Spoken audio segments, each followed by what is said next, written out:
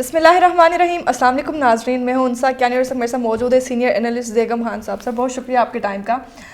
سر سب سے پہلے میں آپ سے پوچھنا چاہوں گی, ملیشیا میں ایک کانفرنس ہوئی, ملیشیا, ترکی, قطر, ایران شامل ہوئے, پاکستان کو بھی شامل ہونے کی دعوت دی گئی, لیکن عمران خان صاحب شریک نہیں ہوئے اس میں کیونکہ سعودی عرب کے تحفظات تھے اس بلاک پہ. کیا کہیں گے اس پہ؟ یہ بڑی دلچسپ بات انسا یہ ہے کہ یہ وہ بلاک ہے جس کے بانیوں میں عمران خان صاحب شامل ہیں. جب اس پر گفتگو نیو یارک میں شروع ہوئی تھی تو اس وقت ظاہر ہے دو لیڈر اور تھے, اور تیسرے عمران خان تھے, اردگان صاحب تھے, اور ملائیشیا کے مہاتیر محمد صاحب تھے, اور تیسرے عمران خان صاحب تھے. کیونکہ عمران خان آپ کو پتہ ہے ان دونوں لیڈرز کو بہت ایڈمائر کرتے ہیں اور یہ سمجھتے ہیں کہ عالمی دنیا میں یہی دو بڑے لیڈر ہیں کیونکہ یہ کھڑے ہو سکتے ہیں امریکہ کے خلاف بھی, اور ان میں بڑی ہمت ہے, اپنے ملک کو انہوں نے بڑی ترقی دی ہے, جرأت مند ہیں اور اسلامسٹ بھی ہیں.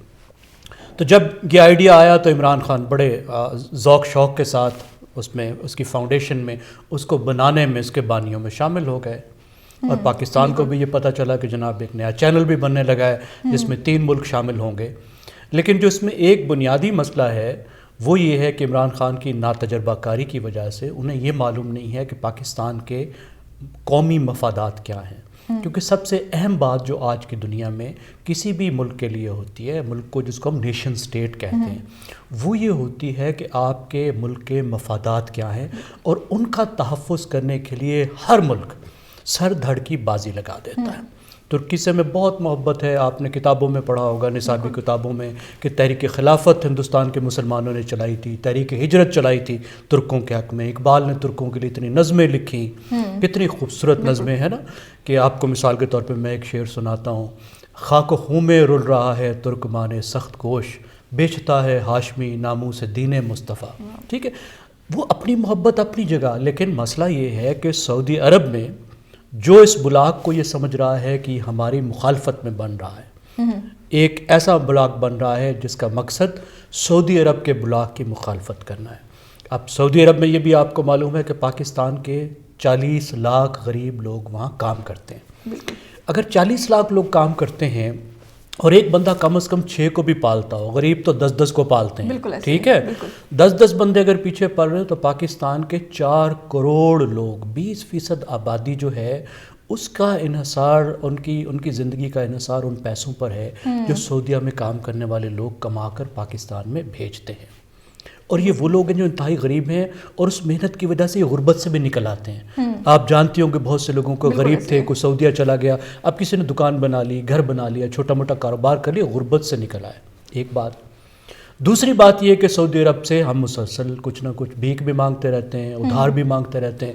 ابھی عمران خان صاحب بھی وہاں سے ادھار مانگ کے لائے تھے جس کو عمران خان پیکج کا نام دیتے ہیں. تو اب جو بات سامنے آئی کہ جب یہ بلاک بنا, پہلے تو جب نیو یارک میں ہی یہ بات ہوئی تو سعودی عرب بڑا ناراض ہوا, لیکن اب یہ بات جب مزید بڑھی تو پھر تو سعودی عرب بہت ہی ناراض ہوا.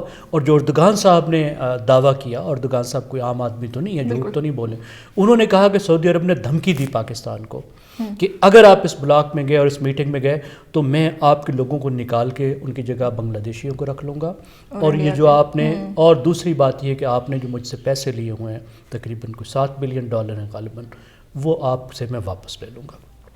اب پاکستانی کی معیشت میں, ہماری معیشت میں اتنی ہمت ہی نہیں ہے, سکت ہی نہیں ہے کہ ہم ان 2 چیزوں کو کسی صورت میں افورڈ کر سکیں.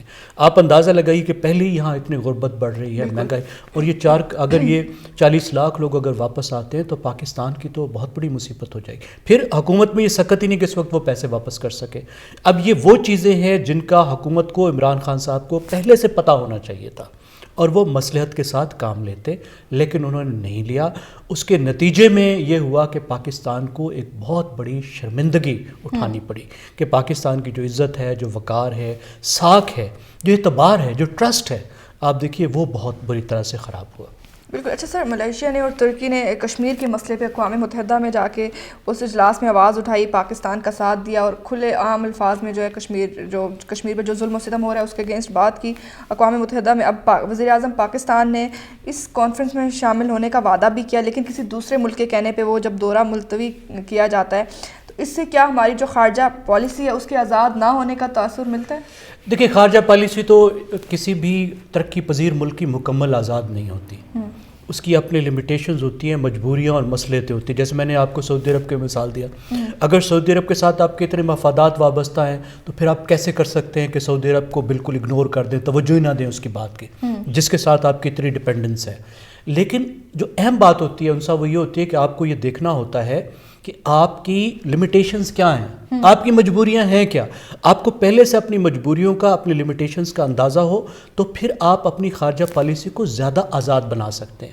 اب یہ جو ہمارا اس وقت جو ہمارے قومی مفادات ہیں ان کا تقاضا یہ ہے کہ ہم ان دونوں مسلم ممالک میں ایک بیلنس برقرار رکھیں. سعودی عرب کے ساتھ بھی ہمارا بہت پرانا بہت اہم تعلق ہے اور ان دونوں چیزوں سے بڑھ کر ہے، اور بھی بہت چیزوں پر انہوں نے ہمارے ساتھ سپورٹ کیا ہے.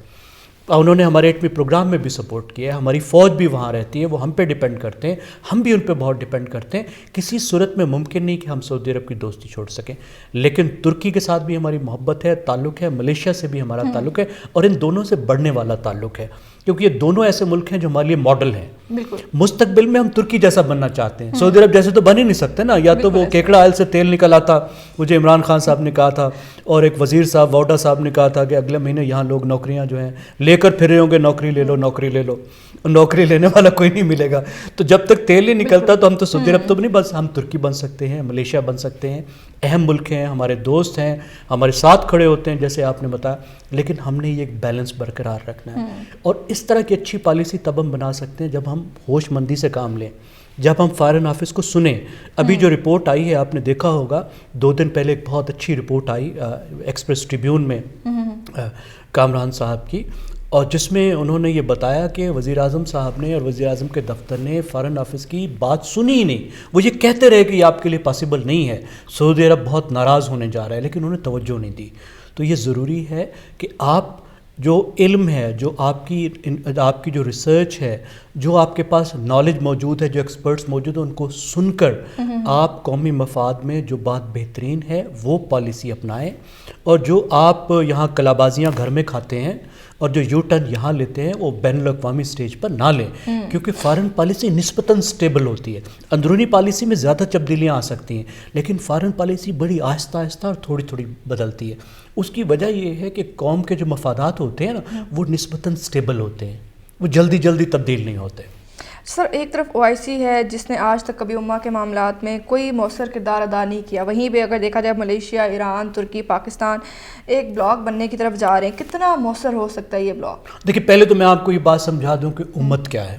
ٹھیک ہے، ایک ہوتا ہے ہمارا ایمان، ہمارا فیتھ، ایک چیز ہوتے ہیں ہماری قوم اور ہمارے قومی مفادات. امت جو ہے وہ ایک ایسی کمیونٹی ہے جو کمیونٹی آف فیتھ ہے، یعنی تمام مسلمان مذہبی لحاظ سے ایک امت ہے.